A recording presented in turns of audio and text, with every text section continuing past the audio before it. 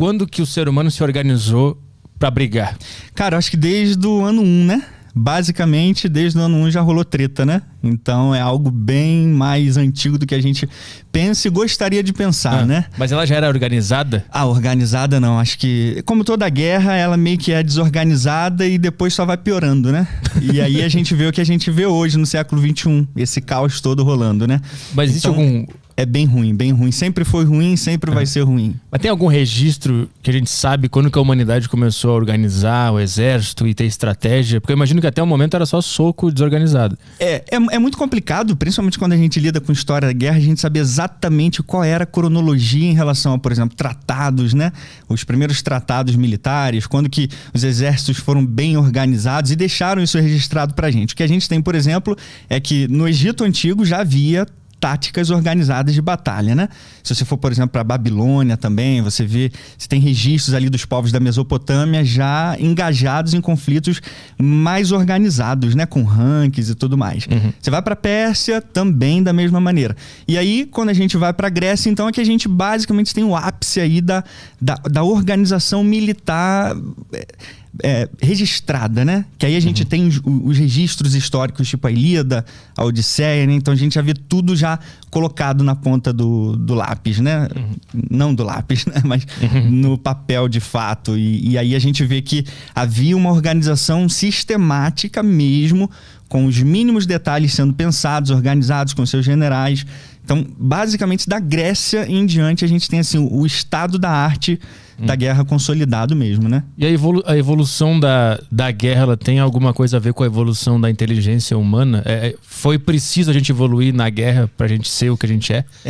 Tem muito a ver, sem dúvida. Porque a guerra nada mais é, como a gente falou, né, ainda há pouco, faz parte da ciência humana, ciência social, né? Então, quando você pensa em conflito, a partir do momento que ele se organizou, como a gente falou agora, você tem uma estratégia pensada para lidar com a guerra, né? Então, você tem desenvolvimento de novas tecnologias, armaduras, equipamentos. Então, todo mundo que estava engajado em guerras, de alguma maneira, tinha uma evolução, tinha um pensamento já sistematizado e só foi evoluindo de fato, né? A ser o que é hoje no século XXI.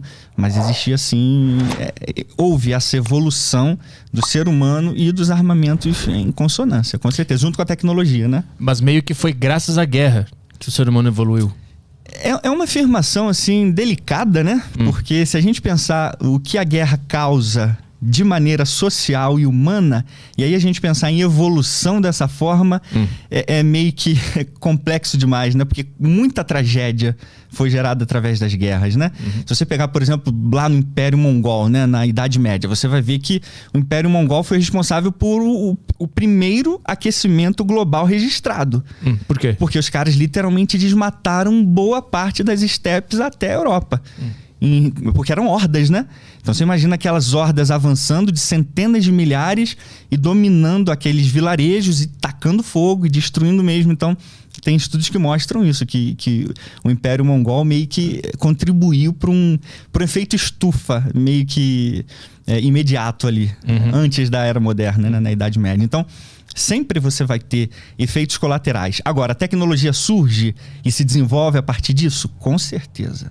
Com certeza. Por quê? Porque é na guerra onde todas as mentes estão focadas em avançar o equipamento de guerra.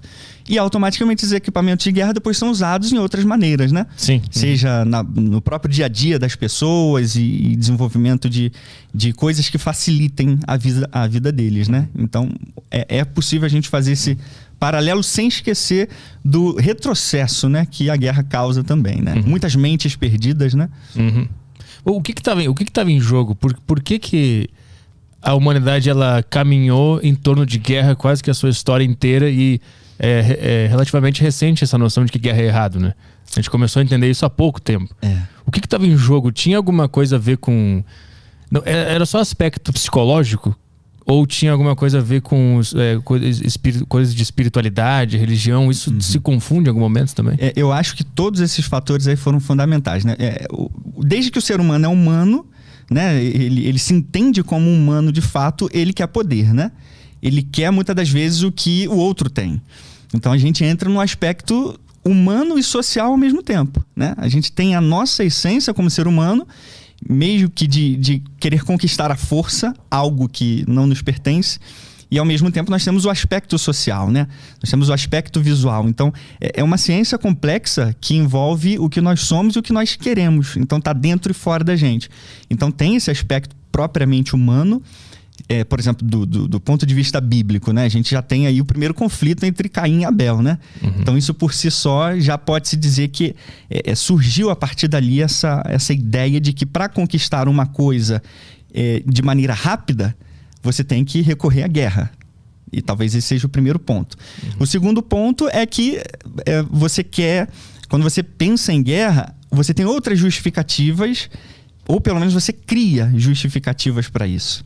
Mesmo que, né, não seja uma justificativa válida, mas se você tem uma narrativa, se você tem uma ideia e aquela ideia vale a pena, você coloca sobre os seus planos. Então, a religião é uma delas. Uhum. Se a gente pensar, basicamente, desde a Grécia Antiga, onde o conflito entre o Ocidente e o Oriente foi consolidado pela primeira vez, né? Quando a gente pensa em Grécia e Pérsia, a gente tem um embate de duas civilizações pela primeira vez na história, né? Até então, antes era só o Oriente. O que era o Ocidente?